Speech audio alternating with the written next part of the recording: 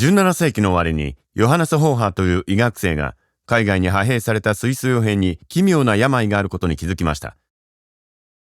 その症状は疲労、不眠症、不整脈、消化不良、そして発熱。症状は重く、発症した兵士は解雇されることさえありました。ホーハーが発見したのは、これらの原因が体の変調ではなく、彼らの生まれ育った山岳地への強い慕情に他ならなかったということです。彼はこの症状をノスタルジア、ギリシャ語で帰郷を意味するノストスと昇進を意味するアルゴスからノスタルジアと名付けたのです。当初、ノスタルジアはスイス人に固有の悩みと考えられていました。医学者の中には、アルプスの山中で慣れ続けるカウベルの音が鼓膜と脳にトラウマを起こすことが原因と説く者もいました。兵士の脱走や自殺を恐れる指揮官は、傭兵にスイスの伝統的な歌を歌うことを禁じました。しかし、世界的な人々の移動が増え、民族によらずノスタルジアが観察されました。生まれ故郷から遠く離れ、長い時間を過ごした人は、ノスタルジアになりやすいことが分かってきました。そして20世紀の初頭までには、専門家は神経医学的な疾病とは見なさなくなり、うつに類似した精神状態と見るようになりました。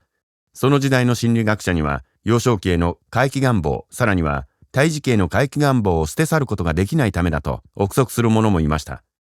しかし、その後数十年において、ノスタルジアという言葉の意は大きく2つに分かれていくことになります。一つは過去への回帰願望を含め、ホームシックを講義に捉えるもので、二つ目は深刻な疾病というよりは、心の痛みを感じながらも、同時に楽しむことのできる経験とみなされ始めます。おそらく最も有名な事例は、フランスの作家マルセル・プルーストによって綴られています。彼はこう記しています。私が幼少期以来食べていなかったマドレーヌの味が、温かく力強い感覚を次々と思い起こすきっかけとなった。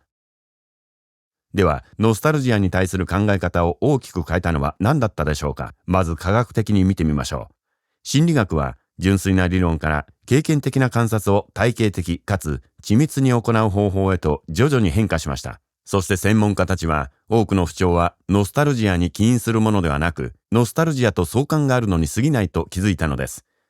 そして事実、喪失感や悲壮感などが交錯した複雑な感情状態にもかかわらず、ノスタルジアは全ての人を否定的な気分にするわけではありません。一人一人が個人的に重要で意味のある経験を思い出し、他の人たちと共有することで、ノスタルジアは心理的に幸福感を高めることができるのです。研究では、人々はノスタルジアに包まれると、自尊心や社会的な帰属意識が高まり、精神的成長を促し、慈悲深い行動にさえ及ぶことを示しています。心理的な苦痛を引き起こすというより、ノスタルジアは苦痛と向き合いながら修復を試みる方法と言えるのです。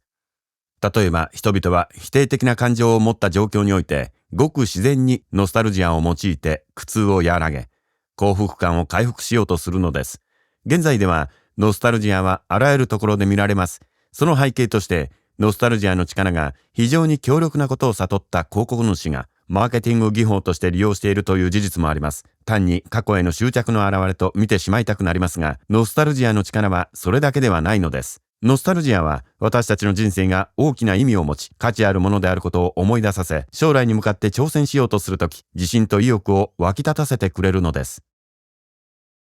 チャンネル登録をお願いします。そこに新しい学習のチャンスがあります。